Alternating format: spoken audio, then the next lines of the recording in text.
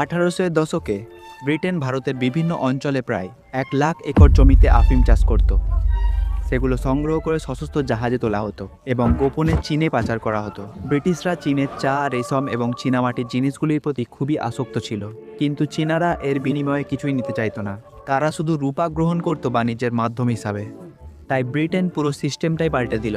নিজেদের রূপা ফেরত পাওয়ার জন্য তারা প্রতি বছর প্রায় 30 লক্ষ কিলো আফিম চীনে পাচার করতে শুরু করলো, যার ফলে পুরো সাম্রাজ্য জুড়ে ব্যাপক নেশার সমস্যা ছড়িয়ে পড়ে। আর যখন চীনের সরকার আসল সত্যটা জানতে পারলেন, তখন ব্রিটেন যুদ্ধ শুরু করে। তাদের নৌবাহিনী চীনকে পরাজিত করে এবং হংকংকে ব্রিটিশ উপনিবেশ হিসাবে দখল করে নেয়। 10 বছর পরে চীন আবার আফিম বাণিজ্য বন্ধ করার চেষ্টা করে, কিন্তু ব্রিটেন আবারও জিতে যায়। এবার তারা চীনে আফিমকে বৈধ করে এবং উৎপাদন দ্বিগুণ করে 60 লাখ কিলোতে নিয়ে যায়।